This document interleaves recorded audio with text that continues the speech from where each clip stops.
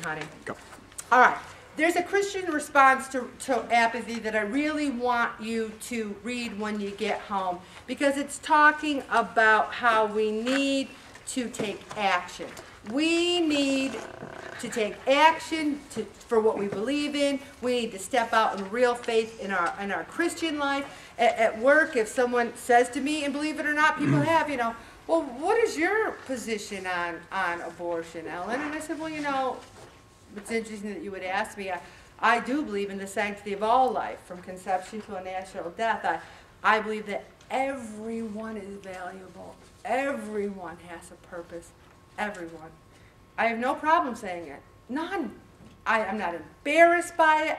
I don't feel I have to make an apology for it. It is what I believe. If you have to say, well, I don't know, da-da-da. If someone says to me, well, what do you think about dieting? And I say, you know what? My firm belief after years of dieting is that they don't work. I believe that you have to consistently try to do your best to eat less and move more. You have to take action, and you have to be hopeful.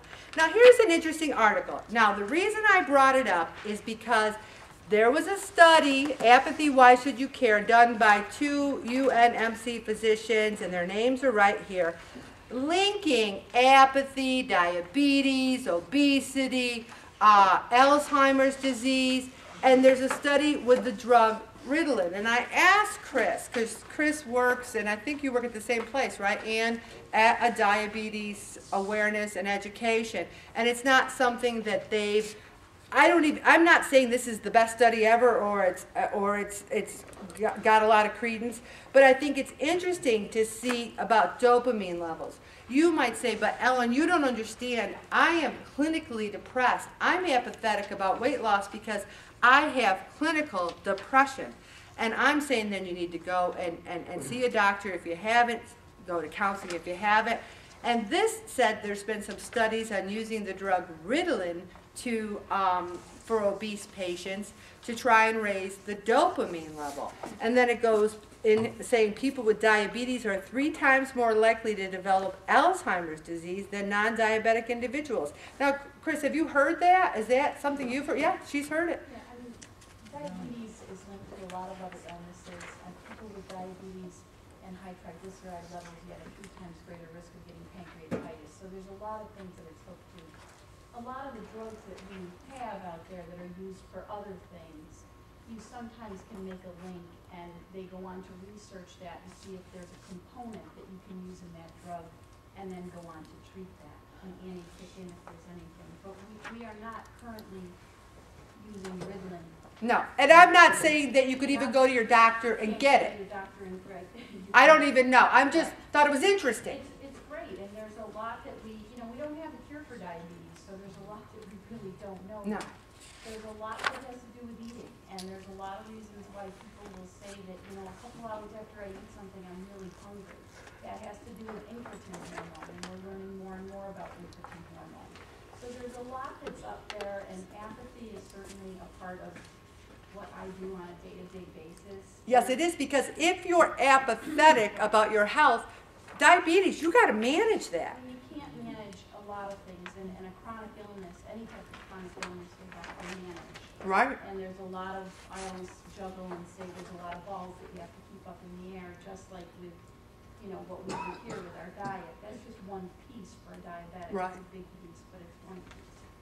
So, I think the biggest thing that stuck out here is that, apathy is a result of fear. A lot of people with chronic illnesses are afraid, and so you have to kind of get past that and get, the help that you need. And get to the hope. Yep. Get to the hope. And I find fear, hope. In faith, you go to Jesus, you can go to your doctor and understand, and education.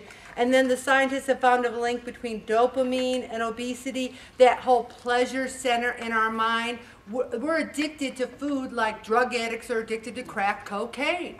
We get that rush. You're not hungry, you want it. We've trained ourselves to get the rush. So it's like Pavlov's dog. Well, I got the rush from that before, I'm going to get the rush from it again. And guess what the greatest solution to this is? exercise. Obese people might be able to boost their dopamine response through exercise instead of eating. Just one more reason to exercise if you're trying to lose weight. I find that getting up in the morning, and I know several people here who do that, and you exercise first thing, you get a little rush and you feel good psychologically and physically, and it carries you through the rest of your day. When you're dog tired at 7 o'clock at night, you say, maybe I'll do it tomorrow. You're not getting the dopamine rush from exercise. So read these things. Apathy is the enemy of fitness. If we're apathetic, we're too distracted by the world's problems, our personal problems. If we're going to change our lives, you know what we have to do? Here's a secret. We have to change our lives.